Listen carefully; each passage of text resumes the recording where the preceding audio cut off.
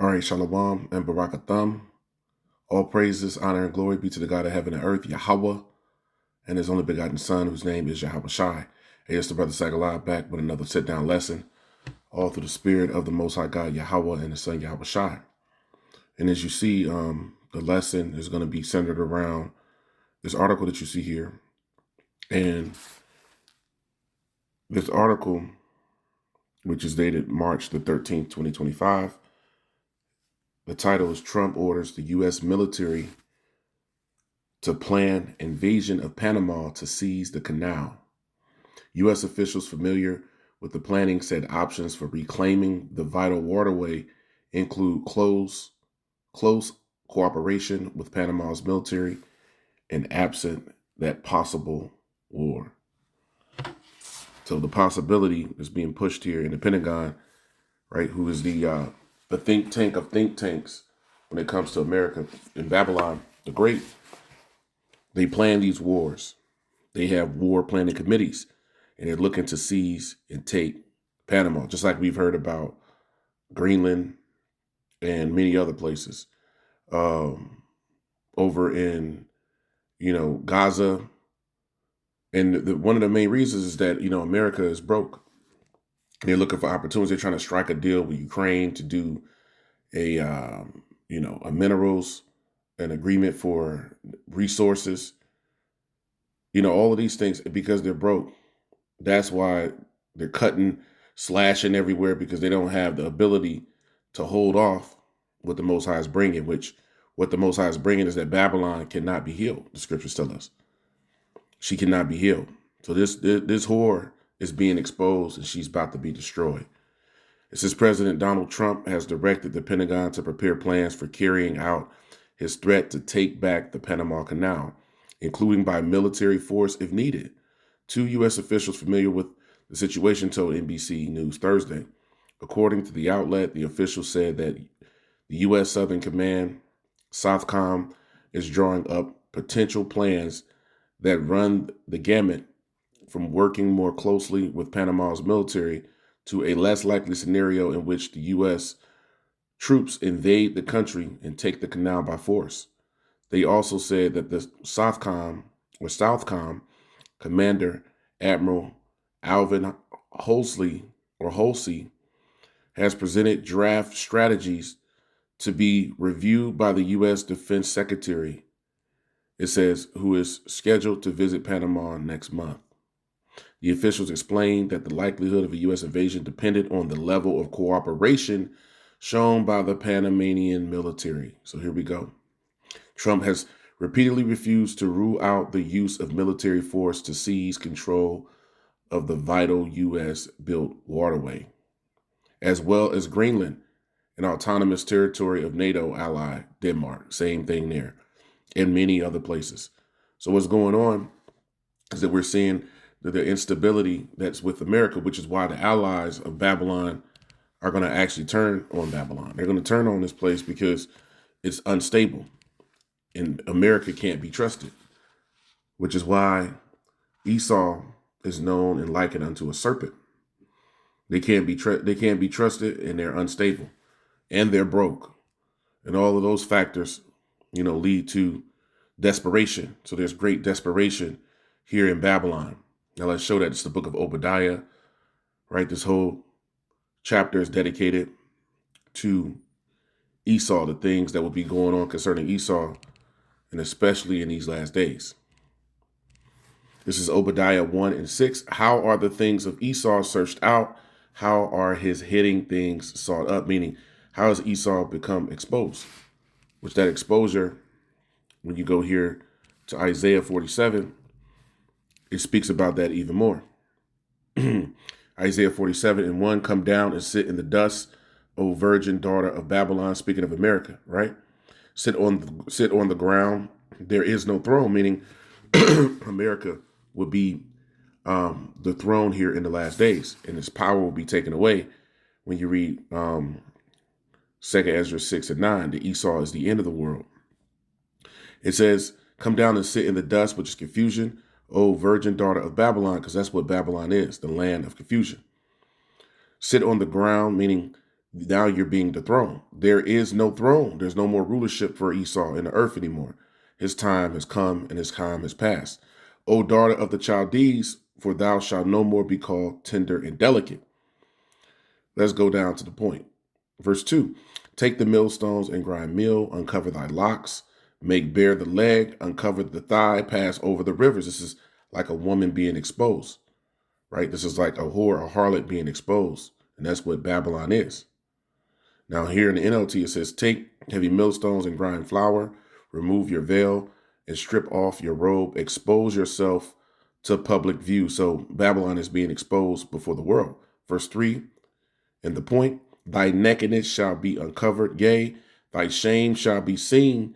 I will take vengeance and I will not meet thee as a man. So this place, America, is being exposed to the world. It's being exposed to the world. And they're being exposed as the wicked.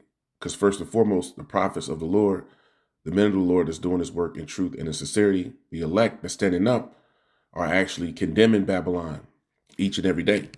Let's show that real quick before we go back. This is that condemnation really is coming from the Lord, which is the mouth of the Lord, the mouth of God, which are his prophets. That's who actually speaks on behalf of the Most High and the heavenly host. This is 2 Ezra 12 in verse 31. And the lion whom thou sawest rising up out of the wood meaning amongst the nations, amongst the trees, and roaring. So the lion now is roaring, right? And speaking to the eagle, and the eagle is a symbol of Esau, Edom, as we read in Obadiah, and rebuking her for her unrighteousness with all the words which thou hast heard. So the eagle is being rebuked by the lion who's roaring for all the wickedness that's being done. Verse 32, this is the anointed which the highest have kept. It says for them and for their wickedness unto the end. So the Most High has allowed, right? He has sent us the apostles last, those that have been sent out, the believers, the elect, right? And they've been reserved and preserved unto the end. He shall reprove them and shall upbraid them with their cruelty. So the Most High is allowing Esau to get exposed, as we read here in Isaiah 47. Now let's go back to Obadiah. Obadiah 1 and 6 again. How are the things of Esau searched out? How are his hidden things sought up? All the men of thy confederacy have brought thee even to the border. The men that were at peace with thee have deceived thee and prevailed against thee. They that eat thy bread have laid a wound under thee. There is none understanding in him. So these would be the nations that Esau would have covenants and treaties with. It says that those treaties would become undone. Now, when you look up, speaking about them wanting to potentially take Panama, we'll see if that actually happens. But the fact that this is even a part of their planning shows you the kind of mind and where Esau is at. Esau is he is desperate and dangerous, right? He's a snake and he'll do anything. He'll strike at any time. And once again, he's broke. America is through. Babylon can't be healed. So they're looking for any way to try to, find a way to keep this thing going, but it's not going to happen because the Most High has pronounced judgment against this whore. And this is the time that they have to reap what they have sown. Now, you look, does America and Panama have a treaty? It says, yes, the United States and Panama have a peace agreement. The Torrijos-Carter treaties signed in 1977. So that is on the books. Now it goes on to say, which transition control of the Panama Canal to Panama by December the 31st, 1999. And it goes on to explain the treaty, the Torrijos-Carter treaties, right? It explains it even more. Now this was done in 1977. Now when you also look into it, in 1903, right, Panama was basically given, sovereign status as an independent nation, right, when they got their independence from Colombia. So how is it that a sovereign nation, America, is actually threatening to invade, to take the canal, which was, which really in the treaty was given to Panama, that nation, which is like a sort of like a form of reparations. And that typically happens after war or after occupation. There's some level of reparations is given back to the people to whom that land and resources belong to, right? Now, so these nations are going to come against Esau, is what the scriptures is telling us. They're going to come against Esau because Esau can't be trusted. He's a snake and he's broke once again. And what was the other thing? Esau's a snake, he's broke, and he's dangerous because he's desperate. There's nothing that he won't do. Now let's show that. This has always been the MO, the objective of the Edomites. This is why they were created. It's Genesis 3:1. Now the serpent, which Esau is likened unto a snake, was more subtle than any beast of the field, which the Lord Yahweh power had made. And he said unto the woman, Yea, hath the Most High said, Ye should not eat of every tree of the garden, showing you that Esau moves with treachery and lies. He's crafty. That's what it means to be subtle, to be crafty. He's a deceiver. So now this is Esau being subtle. This is also found here in Ecclesiastes. This comes to mind 1:15. It says, that which is crooked cannot be made straight, and that which is wanting cannot be numbered. So Esau is crooked. He's the crooked serpent, and he can't be made straight, meaning there's nothing that no one can do to change Esau's nature. The Most High made him to be the way that he is. Psalm 140, and this chapter is speaking about the prayer against the wicked, the violent man of the earth. Psalm 140:1, it says, Deliver me, O Yahweh, from the evil man, preserve me from the violent man. And who is that man? That's Esau, Edom, the man of sin. Verse 2, which imagine mischiefs in their heart. Continually are they gathered together for war. So Esau's objective is to come and conquer, is to divide and conquer. Psalm 140:3, and he's done that with the tribes. He divided the tribes up and he conquered them. Verse 3, they have sharpened their tongues like a serpent. That's that symbol used for Esau again, being crafty, being cunning, right? Being the deceiver that he is. Adder's poison is under their lips. So all their treaties and every agreement they made with the Native Americans, so-called, right? The Latinos and Native Americans here in the Americas, right? And throughout the Western Hemisphere, they broke every one of those treaties, all with Gad and with all the other tribes in South and Central America. So that shows you that everything that he says is like poison, right? It used to be that song back in the day, that girl is poison, Esau is poison. So it behoove anyone that would have any sense to not do business with him, to be in that spirit of Vladimir Putin. That's the spirit to be in, because Esau is poison. He's going to destroy whatever comes near him, because that's what he is, the master of disaster, the beast man. This is Proverbs 23, and the scriptures make it very clear. Proverbs 23 and verse 27. Speaking of Esau, for a whore, so this serpent is also known as a whore, as we read in Isaiah, the 47th chapter. This whore is being exposed. This serpent, this devil, this deceiver is being exposed. Proverbs 23:27, for a whore is a deep ditch, and a strange woman is a narrow pit. So this whore, it says, is a deep ditch. Let's show that this is actually speaking and referring to Esau through the precepts. It's Revelation 17 and going to the point in verse 15. The whore, it says, is a deep ditch. Revelation 17:15, it says, and he saith unto me, the waters which thou sawest, where the whore sitteth, which this chapter is speaking all about Esau, speaking about Babylon in the last days being a whore. It says, and he saith unto me, the waters which thou sawest, where the whore sitteth, which is America, are peoples and multitudes and nations and tongues, meaning they're ruling all over the world. Now let's show that even further, that this whore is ruling all over the world. And King David said he saw the wicked spreading himself like a green bay tree, showing you that that's the whore that's ruling here in the last days, all over the earth. Because it tells us in Job 9:24, the earth is given into the hand of the wicked. Habakkuk 2:5, yea, also because he transgresseth by wine the philosophies, right? The wicked laws and decrees, the draconian laws. Yea, also because he transgresseth by wine, He is a proud man, neither keepeth at home, who enlargeth his desire as hell, and is as death, and cannot be satisfied. Speaking about Esau Edom, right? He's conquered the whole world and took the resources and caused great mischief in the earth. But gathereth unto him all nations, and heapeth unto him all people. That's why America is known as the great melting pot. Let's add on to that. This is the book of Isaiah. Get a few more, close it out.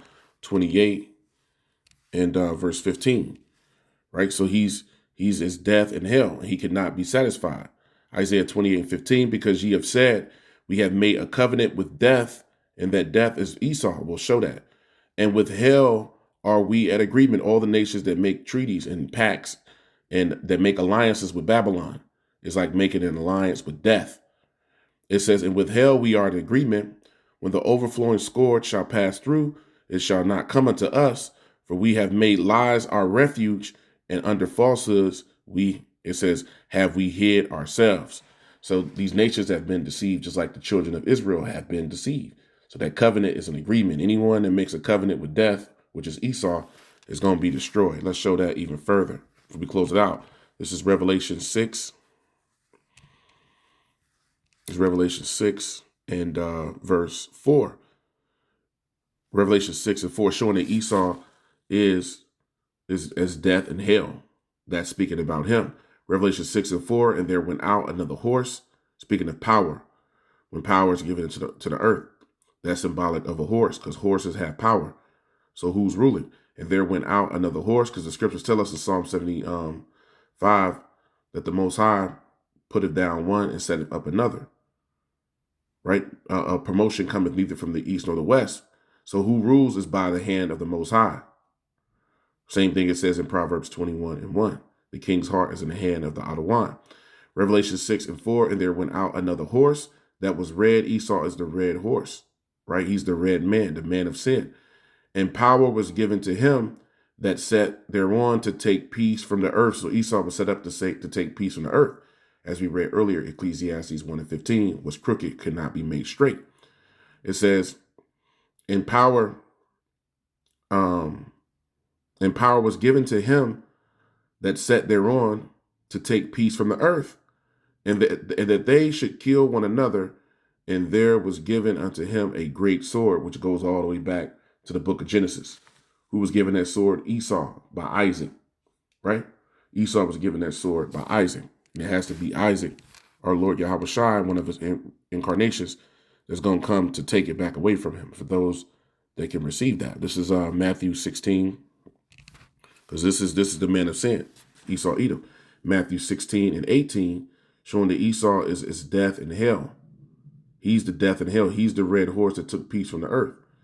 Matthew 16 and 18, and I say also unto thee that thou art Peter, Yahweh Shai speaking here, and upon this rock I will build my church, and the gates of hell shall not prevail against it. That's another name for Esau. The gates of hell.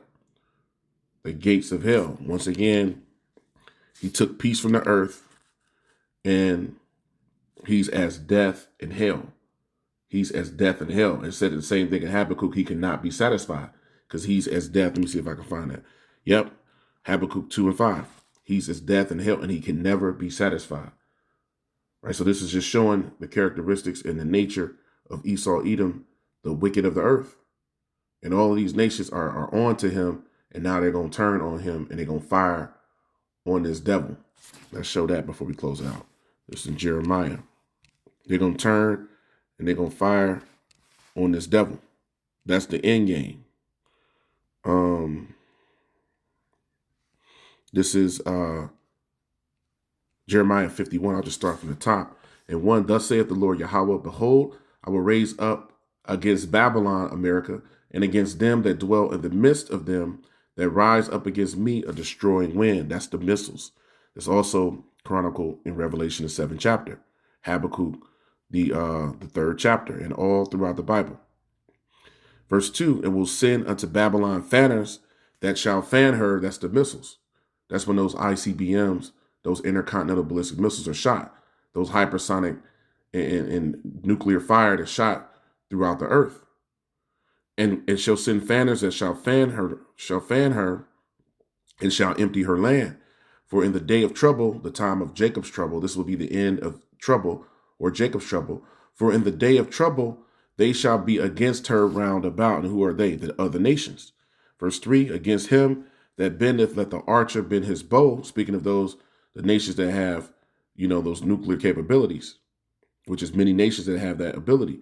And against him that lifteth himself up in his brigandine, and spare ye not her young men, destroy ye utterly all her hosts.